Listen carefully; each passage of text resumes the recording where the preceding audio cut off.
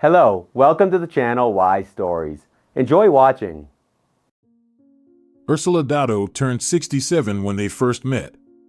An elderly woman had already thrown a bag of garbage into a plastic container when she heard something squeaking inside the container. She looked inside and noticed that there was a second bag next to hers, exactly the same, and it was moving slightly. The squeak was coming from there. Úrsula Dato reached the bag with difficulty, pulled it out, put it on the ground, untied the knot, and she could not believe her eyes. There was a tiny red puppy in the bag. His fur was clumped together, and tears were streaming down the sides of his blue eyes. He looked at the woman with hope and at the same time with fright, tried to stand on his feet, but failed. Apparently, he was too weak to do so. "Who did this to you, darling?" Úrsula Dato said almost in a whisper, "Come here." And she carefully took him in her arms and, straightening up, pressed him to her chest. The puppy licked her hand. What kind of monster could do such a thing? The woman continued to be indignant. "Bastards." Úrsula Dato stood like that for another 5 minutes, trying to figure out what to do with this poor dog. She was old, and she was getting more and more weak every year, even every month. How long would she stay in this world? 5 years at the most.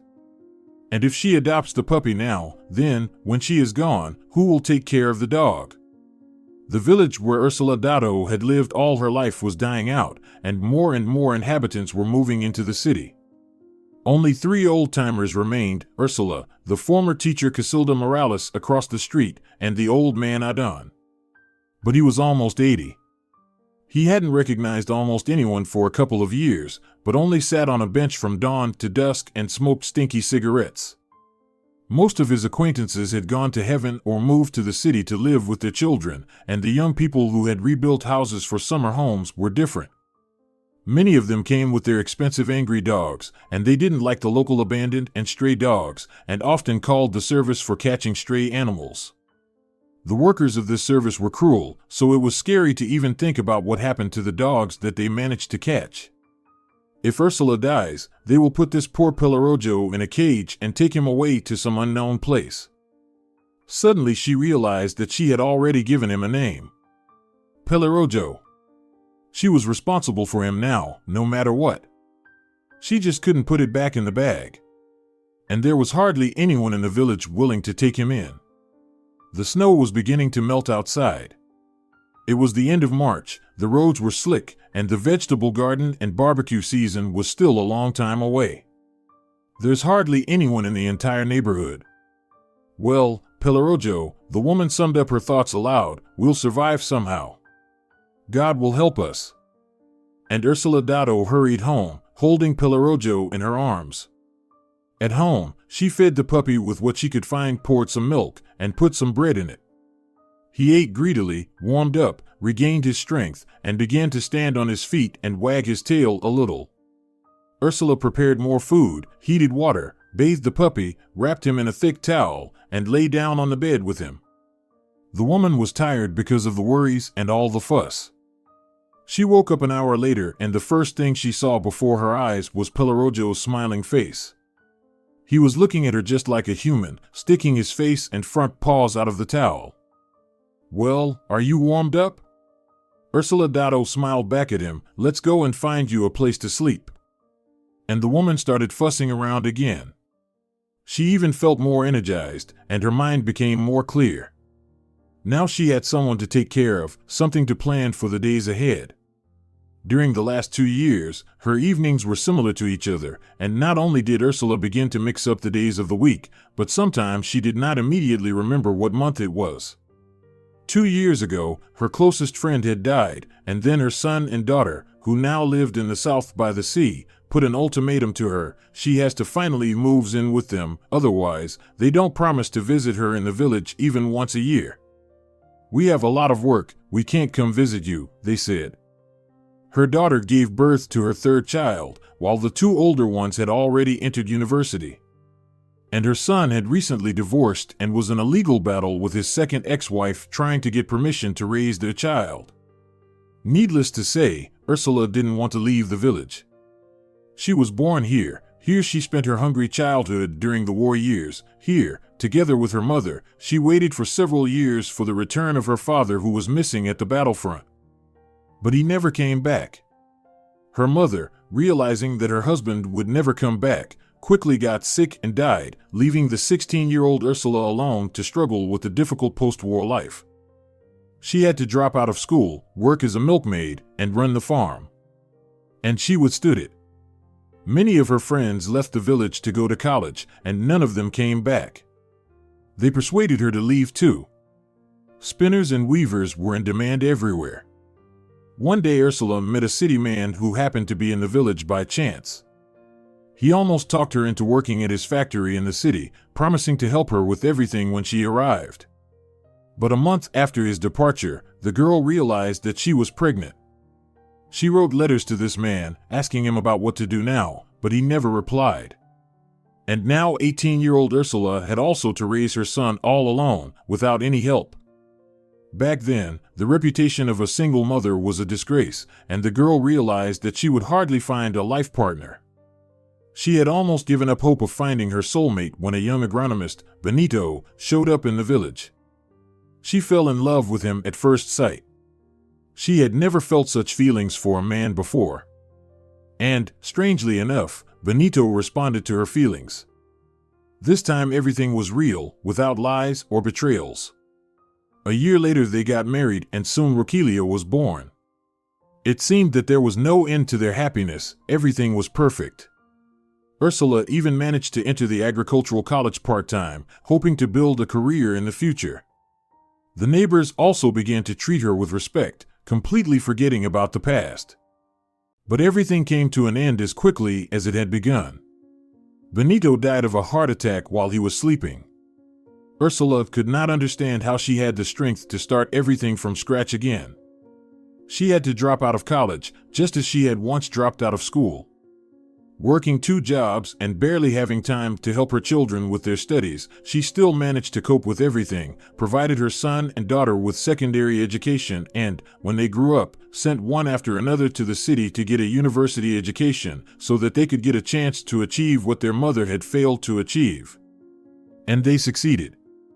Her son was the first to marry, and then her daughter found a good husband. Every year they came to visit her during the summer. Her son repaired the old shabby house, and her daughter loved to walk in the forest with her children, picking berries and mushrooms, and then making jam, the aroma of which spread throughout the village. But 2 years ago they stopped coming, and Ursula was determined to stay in the village for the rest of her life. But after the death of her friend, longing became a constant guest in her house. Every month it became worse, taking the last of her strength. It became difficult to get to the store and carry heavy bags of groceries. It even made her lose her appetite. Thinking about having to go to the store again and carrying heavy bags, she just couldn't eat anything. However, when Pellerojo came into her life, everything suddenly changed. Well, not overnight, and not even in 1 week, but gradually. And so Ursula's new life began. She was happy, though she did not stop worrying about the dog's fate. After all, she was old, and she had no idea what would happen when she passed away. The dog grew up and became nice, healthy, with a long, shiny fur and with the kindest character. It even turned out that he was not just a simple dog, he was a Sheltie. At least, that's what the owners of other dogs who started coming to the village occasionally said. And she never found out who put the puppy in the trash 5 years ago. 5 years flew by like one day. Ursula's neighbors scolded her, saying, "Why did you put such a burden on your old shoulders?" At first, she tried to justify herself by telling that she had found Pellerojo in a garbage dump, thinking they would understand why she did it. "You should have left this dog there," the neighbors reproached her. "Why do you even have to save some dogs?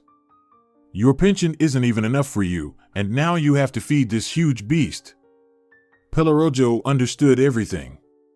Ursula knew for sure that the dog understood everything like a human, so she didn't have such conversations with the neighbors anymore. In fact, he wasn't that big and didn't eat that much, it was just the thick fur that made the dog look huge. When Ursula bathed him, he became really tiny. But he liked to walk a lot. In the fall, they went mushrooming together. Ursula could not distinguish a mushroom among the mottled fallen leaves anymore due to her poor eyesight. So Pellerojo assisted her. He could find good mushrooms by sniffing and called Ursula by barking. Úrsula Dato loved such hikes. But one day on one of such walks she suddenly felt unwell, her heart ached. She had heart problems before, but she had never felt this bad before. The woman sat down on a stump to have some rest, but she could not get up again, she lost consciousness. Pellerojo ran around her for a minute, whining, barking, and licking her pale face with his rough tongue. Then realizing that his mistress would not be able to come to her senses on her own, he rushed into the village, attracting the attention of everyone he met with his loud barks.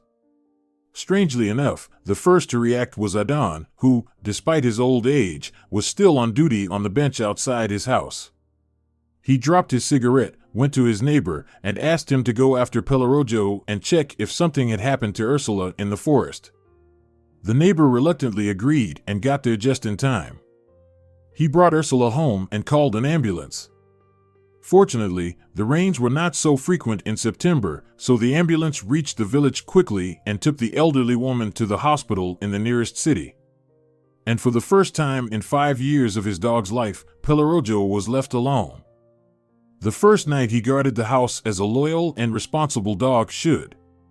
Of course, he didn't sense everything like a human guardian. It was more like a state of anxiety, as if something was approaching the house. After all, it was his home too, and he wanted to protect that home. Unfortunately, the temperature had dropped a lot during the night. The stars shone brightly in the sky, and the huge moon of an unnatural color, which seemed to Pellerojo gloomy gray, floated above the tops of the spruce trees. And he had an unbearable urge to howl. He thought of his helpless mistress when they had dragged her on a stretcher into the iron box on wheels, and a longing seized his little dog's heart. He couldn't help it, and whimpered loudly, turning to a howl. His song was immediately echoed by the other dogs who were still in the village with their owners. People in neighboring houses began to turn on their lights and scold the dogs. Pellerojo fell silent. No, howling and complaining won't help, he has to do something else. Nothing will probably happen to the house anytime soon. The first thing to do was to find Ursula and listen to what she would say if she regained consciousness. Pellerojo went through hundreds of smells in his mind, focusing on one of them. It was the smell of that iron box, unique, unlike anything else. It was the smell of all the cars that came into the village, and then. Also, it was the smell of the little white circles that Ursula took every day with water. In addition to this bouquet, there was something similar to the smell of Adon when he was drunk. It was a unique combination that could not be mixed up with anything else. Pellerojo ran out onto the road and, finding the trail of the ambulance, ran with his nose bowed low to the ground. The remaining scent mixed with the scent of asphalt, dirt, and pine tar was enough to keep him on the right track. The sun had not yet risen above the horizon when he came to the emergency ward building of the first city hospital. All traces were lost here. He must get inside to continue the search. People would occasionally come out of the building, looking at Pellerojo, nodding their heads, or smiling. Someone even tried to pet him. It made Pellerojo a little tense, but he allowed it. When the door was left open for a couple of seconds, it was enough for him to detect the scent of his mistress. She was definitely there, in the depths of a gloomy gray building. Well, the building wasn't gray, it was dark red, but Pellerojo, like all the dogs, didn't see the difference between red and gray. A young girl in a white uniform came out of the hospital in the afternoon. The dog smelled Ursula's scent on this girl especially clearly. Pellerojo even stood up and wagged his tail, looking at the stranger questioningly. "Doggy," the girl said, smiling, "what a cute boy. Who are you waiting for? Are you here to see someone in this ward?" The girl bent down and held out her hand to him. Her hand smelled of medicine and strawberry soap. They had the same soap at home. Pellerojo licked the warm palm. "Poor baby," the nurse continued to speak to him. "I'll ask in the wards whose dog could come here. Actually, yesterday an ambulance delivered an old lady, Ursula." Pellerojo barked after hearing the familiar name. The girl shuddered slightly and pulled her hand away. The dog whined, for he didn't mean to frighten the girl. To calm the stranger, Pelorojo stood up again, wagged his tail, and began to bounce with his front paws. The girl smiled again, understanding him correctly this time. "So, Úrsula?" She repeated the name. Pelorojo barked again. "Okay, buddy, I got it. I'll ask her when I get back. She came to her senses, so don't worry. But to be honest, your owner is still very weak, and anyway, we can only wait and pray to the Almighty." Pelorojo didn't know many words and didn't understand all the details of what he heard. He only knew 3 words: Úrsula, good, and Almighty. But this was enough for him to conclude that this girl knew Úrsula quite well, that Úrsula was now conscious, and that some circumstances prevented him from certainty. In the past, Úrsula had always mentioned Almighty when she felt anxious. The girl walked away. Pelorojo moved closer to the door and lay down. He would stay here for as long as necessary. Though, he continued to worry about the house as well. The dog realized he couldn't leave this place now, but he knew he had to somehow be near the hospital and at the same time keep the house safe. The nurse's name was Romina. She had only been working at the hospital for 2 months. She was very young, just graduated from university. She was a kind and romantic girl. The gray and gloomy hospital's everyday life didn't change her perception of her chosen profession yet. At first, she thought everything would be fine once she gained experience at the hospital. But from the first month of her work there, everything went wrong. It turned out that the hospital was short of many medicines and that doctors were constantly quitting after working for a while and gaining experience. They transferred to private hospitals. All the staff had to work overtime, but the salaries were still miserable. There was a catastrophic shortage of junior and middle staff. Many orderlies often drank alcohol at work and often took money from patients for the most basic services they were supposed to provide anyway. Romina didn't understand why they did it, because it was inhuman. But she knew for sure that she would never be like that. The Hippocratic Oath and medical ethics were not just empty words for Romina. When she returned from the therapeutic unit to the surgery unit, she went straight to Úrsula Dato's room, just as she had promised Pelorojo, who continued to lie near the entrance. Úrsula had lost a lot of weight in just 24 hours. Her pale face had dozens of new wrinkles, her eyes turned colorless, and looked with longing and despair. "Úrsula Dato," Romina turned to her and put her hand on Ursula's arm. "There's a red-haired dog waiting for someone at the entrance all day. Isn't it yours by any chance?" Úrsula perked up. A lively light flashed in her eyes for a second, and even her cheeks had a slight blush. "A dog? Did he really come here? A fluffy red dog? He has such a breed. I forget this word all the time. It starts with the SH. Sheltie?" Romina told her. "Yes, Sheltie. I think that's really my dog. What a clever boy. He found me. His name is Pelorojo. I don't know how he'll survive without me if God takes me away." "Don't say that, Úrsula Dato. You are a fighter, and you will definitely win this battle with the disease. I'm sick of fighting for my life. I feel I don't have much time left. Honey, could you bring Pelorojo here at least for a moment? I'd say goodbye to him and give him some guidance, or it would be a shame if I left without saying goodbye to my only friend." Romina realized that there was no point in arguing with Úrsula now, and her condition was really critical. Her heart was barely functioning. All the tests were taken and the results said that it was impossible to perform the surgery. Her weak body would not survive. The only thing left was to hope for a miracle. But Romina couldn't say anything comforting. "Animals are strictly forbidden in the hospital," she said. "The only thing I can do is bring your dog here at night while everyone is asleep. I'll stay for the night shift tonight. If Pelorojo is still here, I'll try to bring him to you.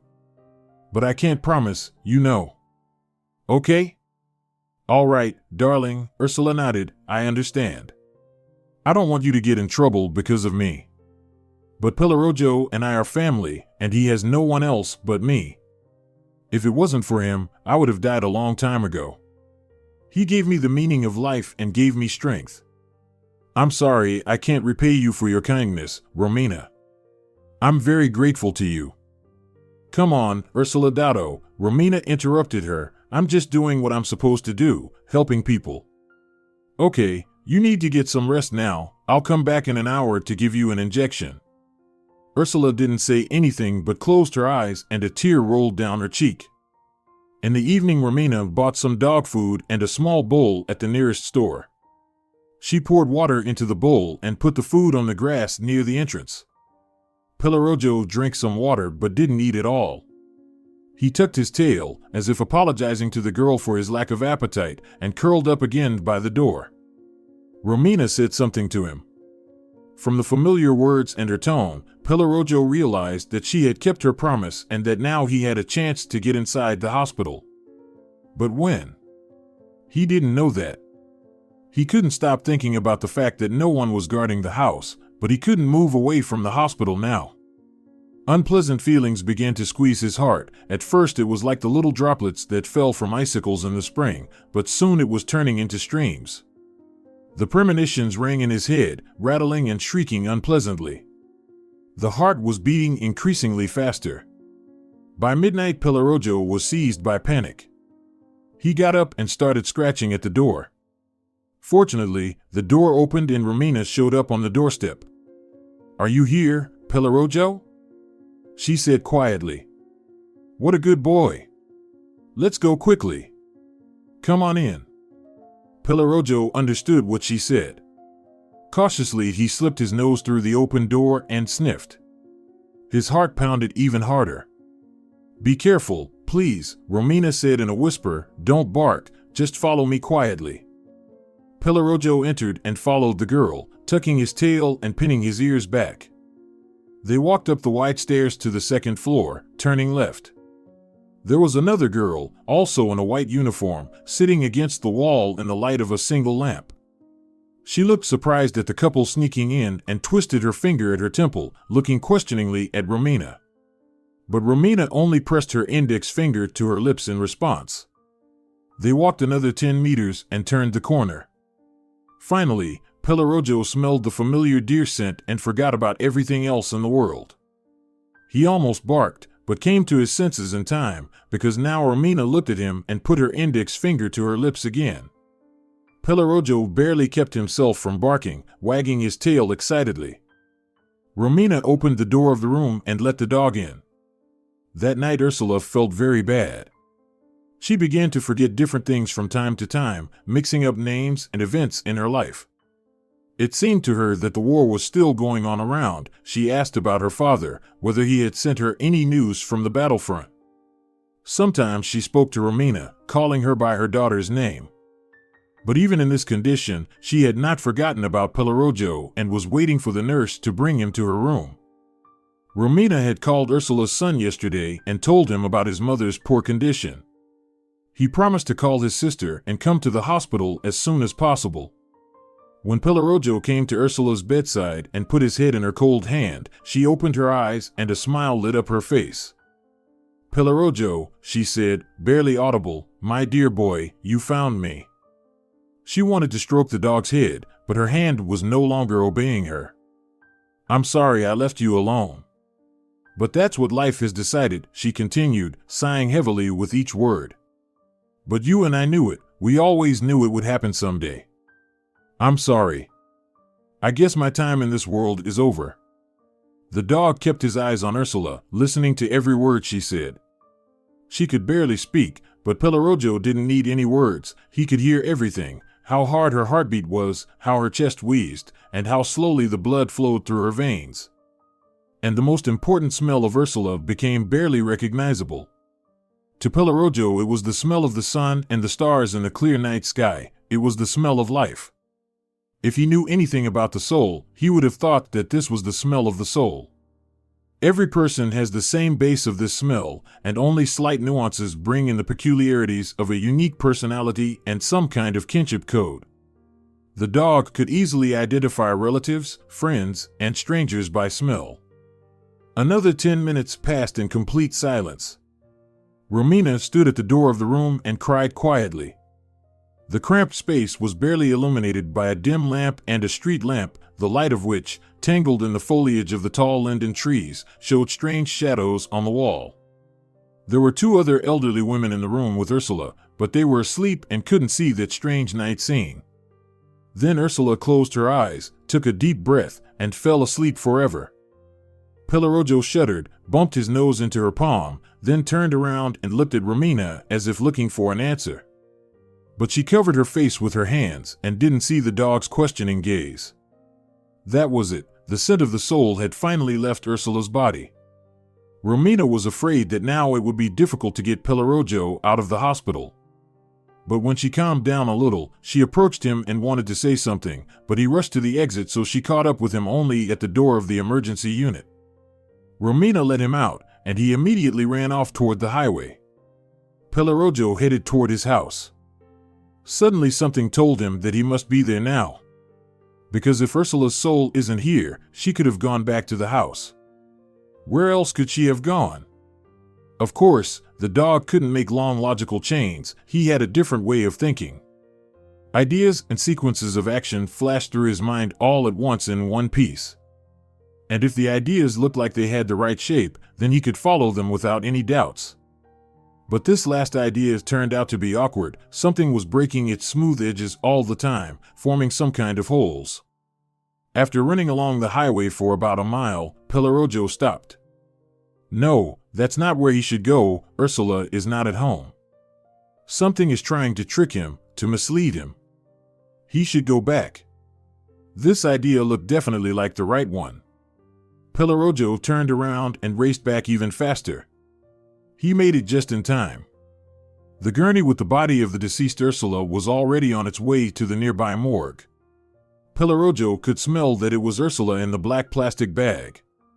An orderly was pushing the gurney, and Romina was walking next to him with papers in her hands. Seeing Pellerojo, the girl called out to him. And the dog joined the procession. Is this the dog you were talking about? The orderly asked Romina. Yes. Please don't chase him away if he stays near the morgue. Okay. As they walked around the rectangular one-story building, Pellerojo remembered that he had been here once before, when he had traveled by bus with a few villagers to pick up the body of Ursula's friend. He remembered those smells too. They were unique. They took people who no longer had the smell of a soul from here and took them to a graveyard a kilometer away from their village. There, they were buried in the ground for some reason. Pellerojo saw it all and realized that no one could return from the graveyard. So he had to wait for Ursula to be put in a wooden box and taken to the graveyard. He didn't understand why people did that. He only knew he had to stay with Ursula until the last minute, until she was gone to an unknown world. For the next 2 days, Romina watched Pellerojo from the window of the staff room. The orderlies and the guard didn't chase him away. Romina brought him food at lunchtime. Pellerojo ate only on the second day, but still without much appetite. On the day of the funeral, a bus arrived at the morgue. 6 people already stood in front of the building. Some were quietly talking to each other, some were silently smoking. Ursula's children had arrived 2 days ago. Pellerojo had never seen them before. It was Romina's day off, and the orderlies didn't even think of explaining to the brother and sister what the red dog had to do with Ursula. Though they must have guessed it, for they knew that Ursula had a dog. But they paid no attention to Pellerojo. Pellerojo recognized Ursula's children by the smell, but didn't approach them. When the open coffin with the body was brought out, Pellerojo finally saw his dear Ursula, only the front part of her face, as his height didn't allow him to see more. Ursula didn't look like herself at all. The coffin was carried into the bus, and 4 people got into the same bus. Pellerojo walked to the door, hoping to be invited in. Hey! Where are you going? Ursula's son shouted at him. Get out of here! This is Ursula's dog, one of the villagers said. Let him come with us. But the man said nothing to this. He only shook his fist at the dog and closed the bus door. The bus drove off, and the dog was left there thinking what he should do now. So, Ginger, no one needs you now? The orderly said to him.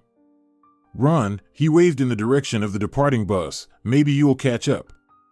There's nothing for you to do here now. And Pellerojo ran off. He knew where the village graveyard was. If only he could make it now, if only he had enough strength. At the cemetery, the dog could hardly stand on his feet from fatigue, but he got there in time. 4 men were lowering the coffin with Ursula's body into the pit. Then people threw some earth into the pit and the coffin was buried. People left the cemetery and Pellerojo was left alone. No one needed him now. He had lost a lot of weight in the last few days. His fur had turned from white and red to dull and gray in some places, and it was clumped together on his sides and chest. After resting a little near the newly buried grave, Pellerojo returned to the house. The gate was closed, but he crawled under the fence and looked around. The house seemed different now. It seemed as if the dog had been away not just a few days, but at least a year. The house seemed smaller, gray, cold, and soggy, though it had not rained for almost a week.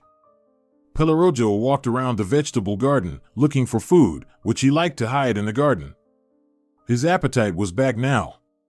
He found everything he had hidden. After drinking water from the bucket, he felt his strength begin to return.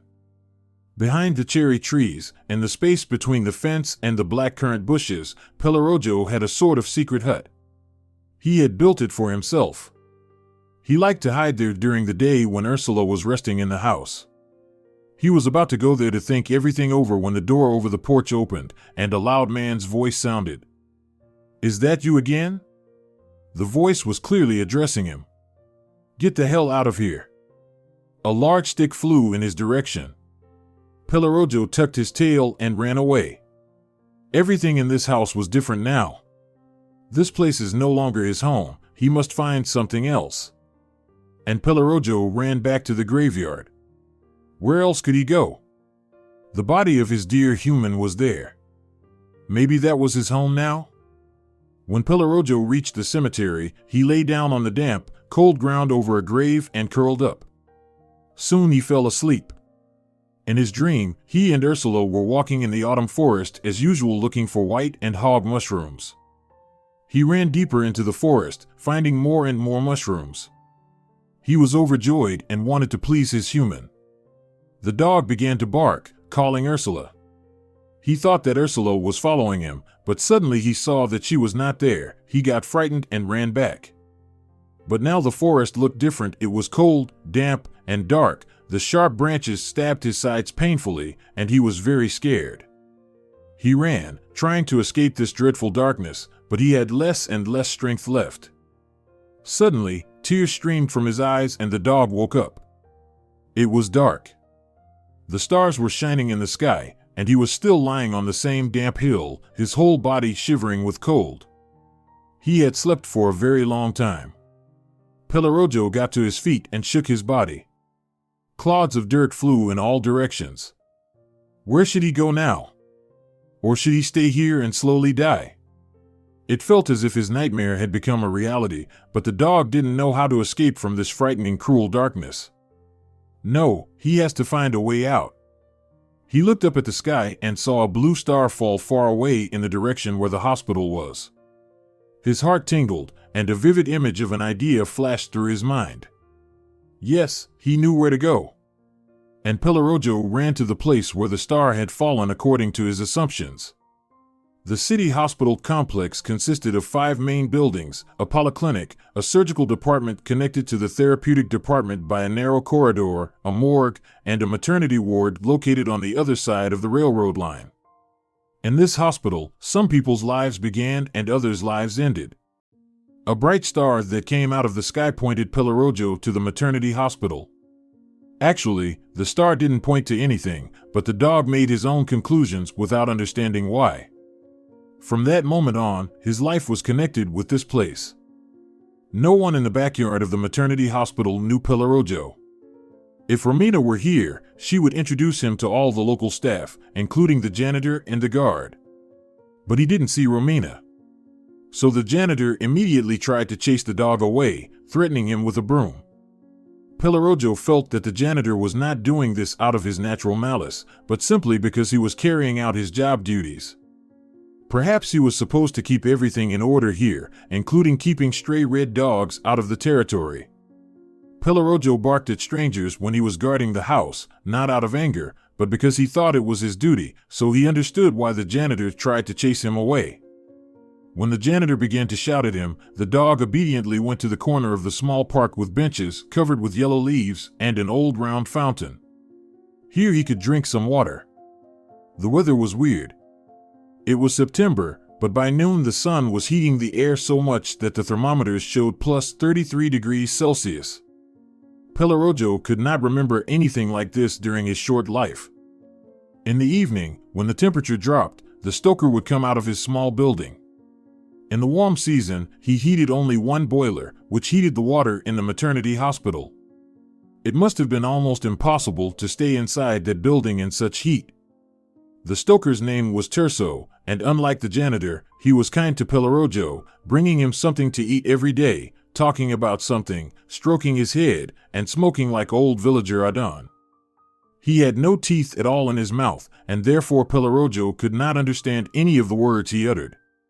But he still enjoyed listening to Terso. When he came with a cigarette in his hand, the dog would run up to the bench, lie down at the stoker's feet, and look at the central entrance of the maternity ward with a sadness mixed with an incomprehensible hope, as if Ursula would come out from there sooner or later. Of course, he realized that she was buried in the graveyard and there was no chance that she would suddenly appear in this place, where people don't go to another world, but, on the contrary, where they come from another world to start a new life. But in this case, the image of this idea that flashed into his mind was so undeniable and magnificent that there was no reason to doubt it. Pellerojo didn't know why he felt this way, but a timid hope lurked in his heart. And the moment for which Pellerojo had been waiting for nearly a week had finally come. One morning, when the sun had no time to heat the air yet, a green car pulled up in front of the maternity ward and a young man in a suit with a huge bouquet of flowers got out. Waving to someone at the window, he entered the building, and about 20 minutes later he returned, not alone, but with a woman carrying a tiny human baby. Pellerojo could hear the barely audible squeak of the baby. The dog sniffed the air with his nose and his heart raced. He recognized a familiar smell, painfully familiar, barely detectable, but it was definitely the same smell that disappeared from this world 9 days ago. Pellerojo wanted to run as fast as he could to these strangers, wagging his tail and jumping for joy. But he managed to restrain that impulse and approached them slowly and cautiously. The couple with the baby noticed him.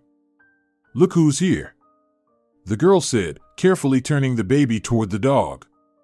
"A doggy. Look how cute it is." "Hello, cutie." The man smiled, too, but he was still tense. It was understandable. A strange dog approached his family, and he didn't know what to expect from it. Pellerojo wagged his tail and stuck out his tongue. The baby couldn't see him, unable to focus on anything yet, but the dog could see the baby, and now he knew he was not mistaken in his expectations. This was the little human he had been waiting for so long. Now they must not part. The dog must follow this baby everywhere, wherever these kind people take her. "All right, get in the car," the man said to his wife. "Let's go before the heat starts." They got into the car, started the engine, and drove off. Pellerojo followed them. These kind people who had suddenly entered Pellerojo's life were Silvina and Santiago. They had been married for 3 years. They had a modest wedding just after graduating from the veterinary college in the capital. Back in their hometown, they got a loan and opened their own veterinary clinic, and soon it became the most popular clinic in the neighborhood. They managed to repay the loan quite quickly, but there were other problems related to the fact that clients from competitors began to come to their clinic. The competitors apparently didn't like it, and they did everything they could to make Silvina and Santiago's life more difficult. Once they even tried to set the clinic on fire. By coincidence, the bastard who tried to set the clinic on fire was scared off by a police officer returning home after his shift. The situation was getting more and more tense every month. They had to hire people from a professional security agency. Unknown people called them and threatened them. Nerves were on edge. Santiago and Silvina lived in a private house that Silvina had inherited from her grandmother.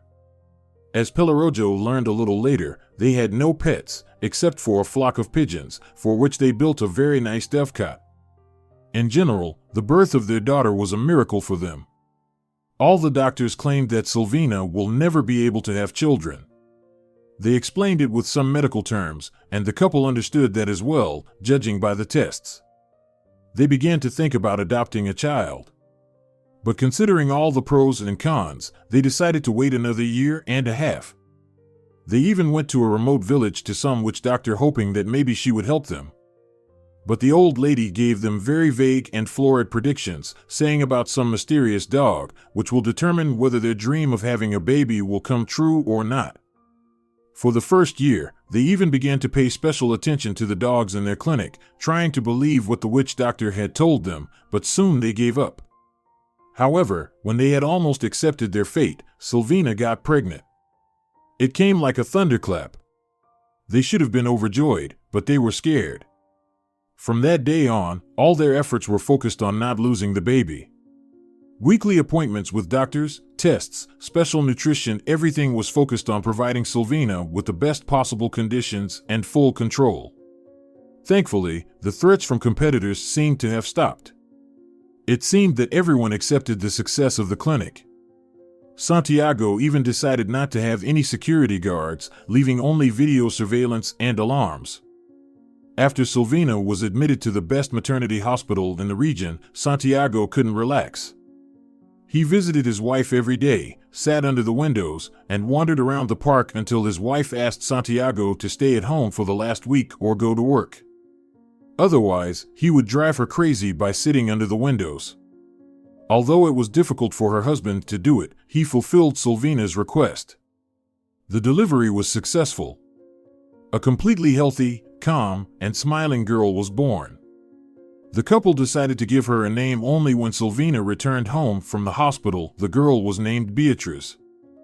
That night, a few hours before the birth began, Silvina was awake and looked up at the sky. When a star suddenly fell to the ground, she had time to make a wish. And as soon as the bright that rapidly crossed the horizon melted, childbirth began.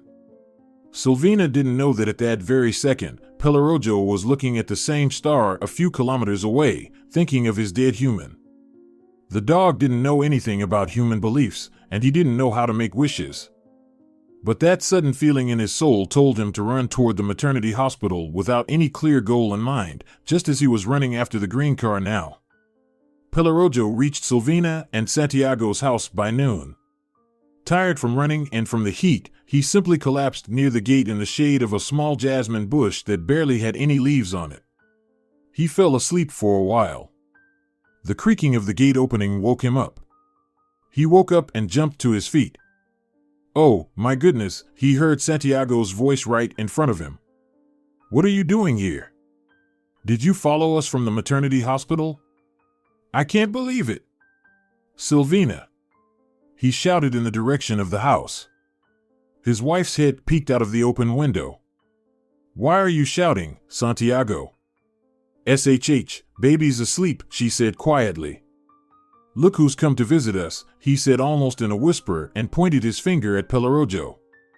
I can't see behind the branches. Who's there?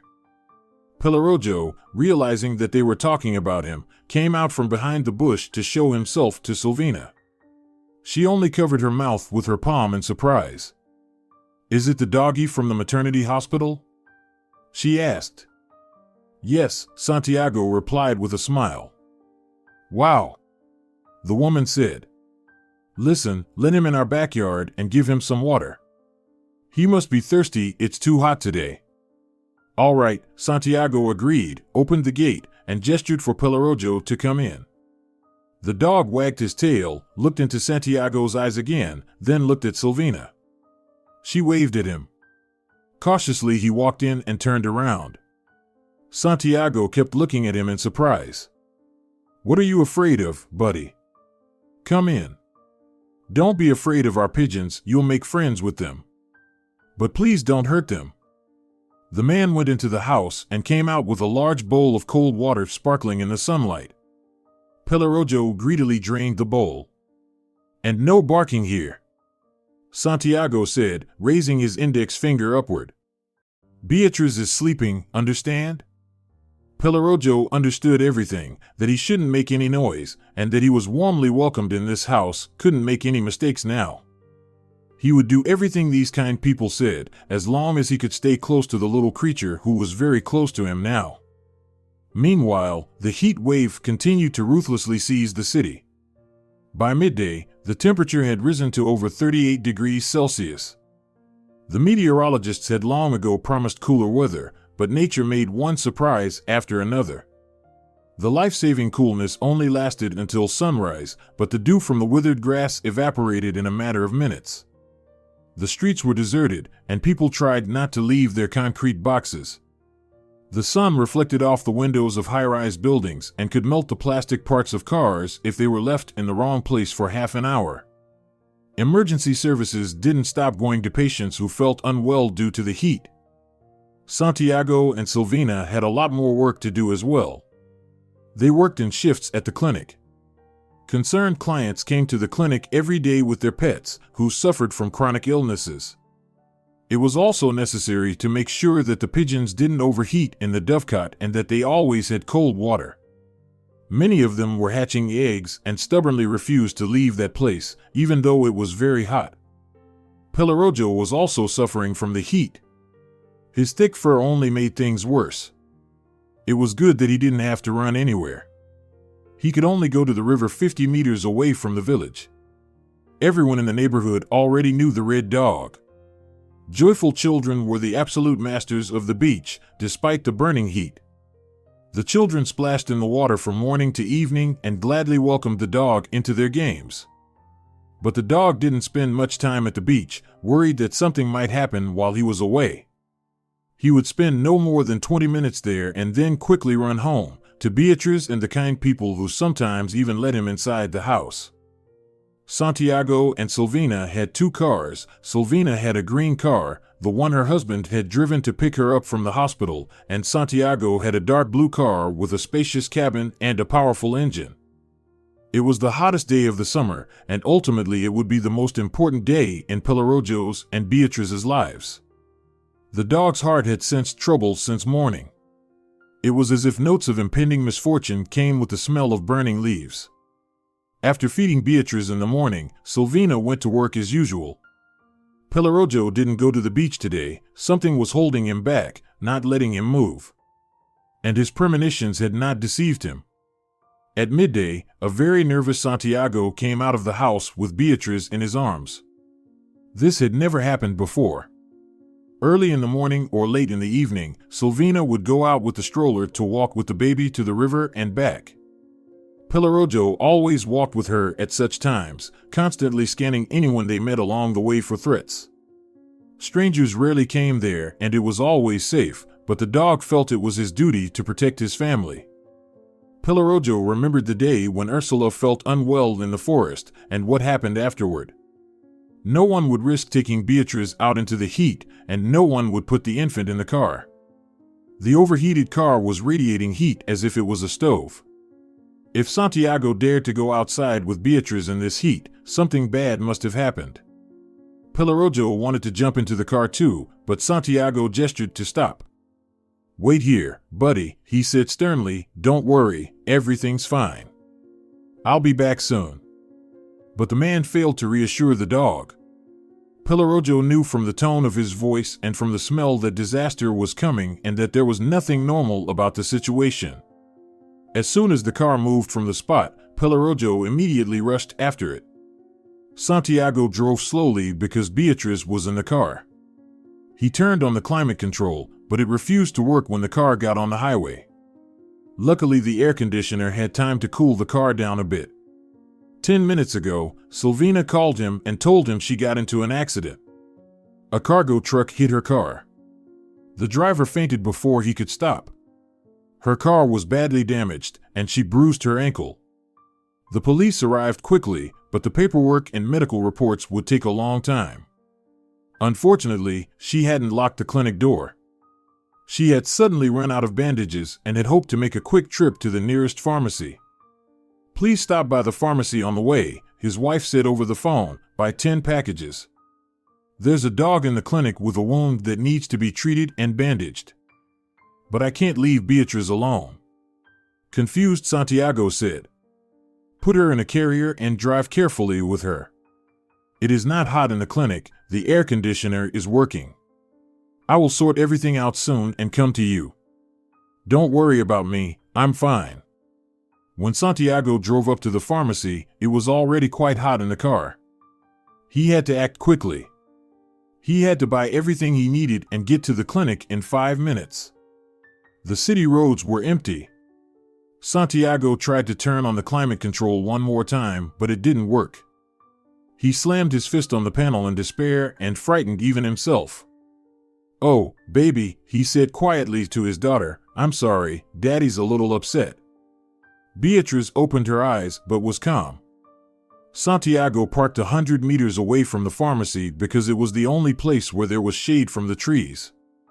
He got out of the car, turned the corner, and disappeared from the sight of Pellerojo, who had barely caught up with him. Pellerojo didn't follow him but stayed by the car. His eyes were blurry, and he barely had enough oxygen to keep himself on his feet and not fall over. He was terribly thirsty. But despite the fog in his head, the dog sensed that Beatrice was inside the car, and therefore he must stay there and wait for Santiago. Meanwhile, Santiago encountered unexpected problems. There were 2 other customers in the pharmacy who were talking to the disgruntled salesman about something. They looked like criminals under different circumstances. Santiago would just go out and look for another pharmacy. Both of them were shirtless, tattooed to the point that the designs made his eyes twinkle. Moreover, judging by their speech, they were drunk or high. Standing behind them, Santiago wanted to wait his turn, but the men continued their conversation without buying anything. Guys, Santiago couldn't stand it, let me buy some bandages quickly. My kid is in the car, I can't leave her for long. One of them slowly turned around, squinted his eyes as if evaluating Santiago, and slowly said in a creaky voice, Don't you dare call us guys, show some respect. You have to wait until we finish our conversation, and he turned away again. Santiago was indignant. Can you be quicker then? He exclaimed, You're not the only one here. Shut the fuck up, said the second of them, not even turning toward Santiago. Mr. Santiago turned to the seller, who also clearly wanted to get rid of these insane visitors, but could not object to them. Could you please give me 10 packages of bandages and 5 vials of peroxide? I'm in a hurry. Are you out of your fucking mind? The first one turned to him again. We have an important purchase too. Wait, as we told you, and don't make a move. The salesman was probably scared because he pulled out a pack of some pills and placed them on the counter in front of the 2 creepy customers. Sweat was rolling down his face. Just leave, he said, you don't have to pay. Finally, it took you a long time to decide. One of the visitors grinned, took the pills from the counter, turned around, and headed for the exit. The others silently followed him, deliberately hitting Santiago with his shoulder. Morons, the salesman said in a half voice when they finally left, and wiped the sweat from his forehead with his sleeve. Bandages for you, he said to Santiago. And peroxide, he said. The guy rummaged through the lower shelves, took out everything he needed, and put it in front of Santiago. Santiago put everything in a bag and handed the money to the seller. Keep the change, he added. Thank you. The salesman didn't say anything, but his eyes showed gratitude. Santiago ran out into the street, but as soon as he reached the corner of the pharmacy, one of the guys from the pharmacy suddenly appeared in front of him. A thin blade, more like an awl, gleamed in his hand.